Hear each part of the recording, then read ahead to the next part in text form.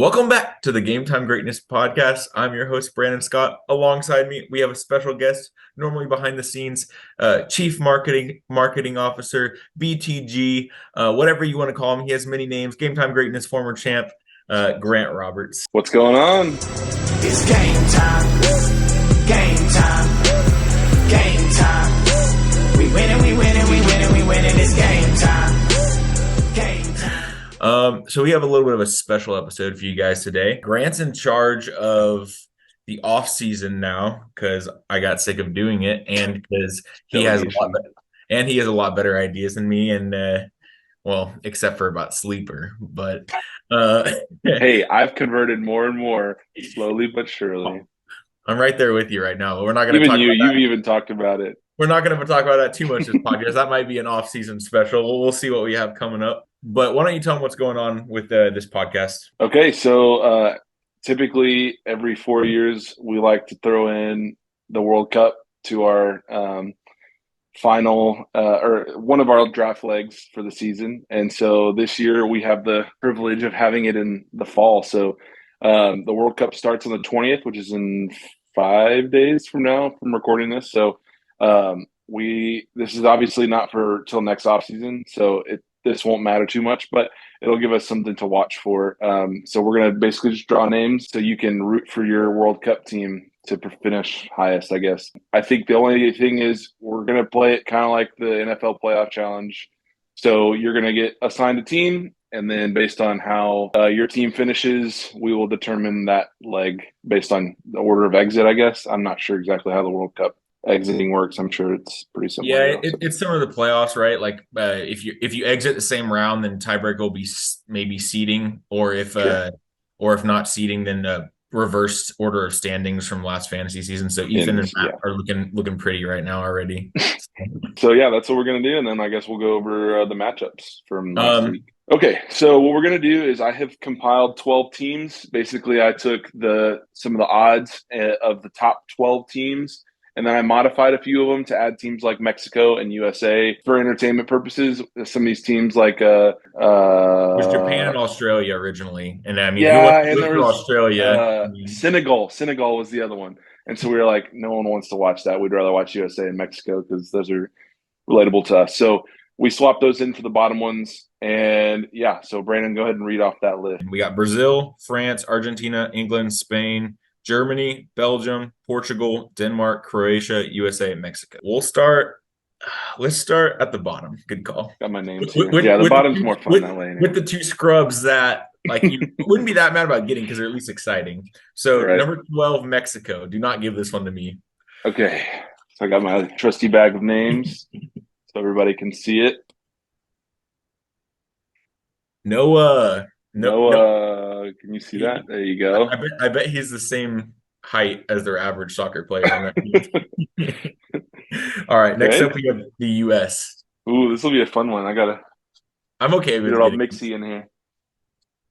Oh, CC. Oh, now you know he just cursed the entire United States. I can't get he's already feeling the bad juju from it. Right. All right, but at least he gets to root for the States. Next up, we have Croatia. Okay. It's going to be Mike. Mike, okay, good. Now, this is the only one I really don't want just because I don't know anyone on their team, and I'm a soccer fan. So, I mean, you know somebody on Croatia? Modric. Denmark is next. This guy. Okay. Okay, so Denmark is going to be Parker, yeah. Parker seems a little bit Danish. I like that. You can't read them. Sorry, trust me, that's what they say. It's close enough. You can see the P. Next up, we got Portugal. You got good old Ronaldo, Mr. Zach. Okay, Zach. I feel like Zach's a Ronaldo guy, so that's a good one. Yeah. All right. Next up, we got Belgium. Okay. The waffle specialist of the world, Jarvis. Okay, that's fitting. I feel like Belgium's a lot like Jarvis's teams generally. Like, there's one or two really flashy, fast people that like everybody knows about. Like at least like in the soccer world, and then everybody else is kind of like, really, they're good, but they are still. Yeah. Uh, Okay. All right. I got some next, comparisons there. next up, we got Germany. Okay. Next is Oh, Ethan. the Ethan that fits. Ethan, you can't be mad about the Germans. They're always a good soccer program. Number five, Right. Spain. I would love to root for some Spanish football. Yeah. Well, you're not gonna get it. Jake Ah, is okay, Jake. The good news is, if you're getting picked at this point, I mean, these are all top teams. right. So, next, we got England. It's coming home, baby. And people are gonna think this is rigged because you and I haven't been to yet for the top four. Good, good. I'm ready for the accusations. All right, this is England. That is gonna be Cole. Nice. Okay. All right. Well, good. The next three teams are all hype, so you gotta love these Yeah. teams. Number three, we got Argentina, France, and Argentina. Brazil. Yep. Okay, Argentina is you. That's You, Messi. Scotty. Messi and Higuain. Basically, they're like the Chiefs, but it's not a great example. But they play only offense, no defense. Yeah, That's horrible you on got the defense. superstar on offense. All right, France. You Okay. got good old Mbappe, and I think they're the Oh reigning yeah, champs. give me France, France. Nice. baby. All right, number one, That, Brazil. that's gonna leave. I think I don't Matthew. know, Yeah, the only Matt. one left. Very nice, Matt. You're off to a good offseason start. Man, if you finish last and you get a first place in the World Cup, I mean, looking pretty good. Not There's to no, there's no jinx way you. you could have bad years 2 years in a row, right? Yeah, I mean, it's Impossible. impossible. All right. Well, that was Sweet. that Well, was that the worked out really great for us. So. yeah. No, we didn't record this 3 times. Don't worry about it. Yeah. It's not Insert like the we have right an one here. editor or anything. Yeah. Yeah. Okay. Okay, so yeah, we'll send that out in the text, obviously, to make sure everybody sees it. And yeah, give you guys a chance to root for your team. So Dude, I feel good like I luck. always get like lower three when it comes to odds, like when it terms like horses or whatever we've done in the past. So I'm very Yeah. excited. So, all All right, right. you want to go over the matchups from last week? Let's do it. We'll I think we quickly know touch. where to start. Yeah, we'll touch on ours. Um, I feel like I had a few players just do solid, and your team just pooped themselves, which is pretty much the best way to put it. Yeah, I mean, when I saw the notification for Kyler, I knew that he was not going to play early in the week. I think I sent the message. It was just not looking good, hamstring, especially for, Kyler's rushing. And so I knew he wasn't going to play. Obviously, I mean, people have been talking about, oh, like my team's injured. It's like, look, my two best players, I guess if you count Swift too, towards the beginning of the year, have been basically out for the middle of the season. So I had a great hot start, and that's been carrying me. But I mean, I've won 2 games, and I won one to Zach in the last couple weeks on a Monday night, like couple point victory.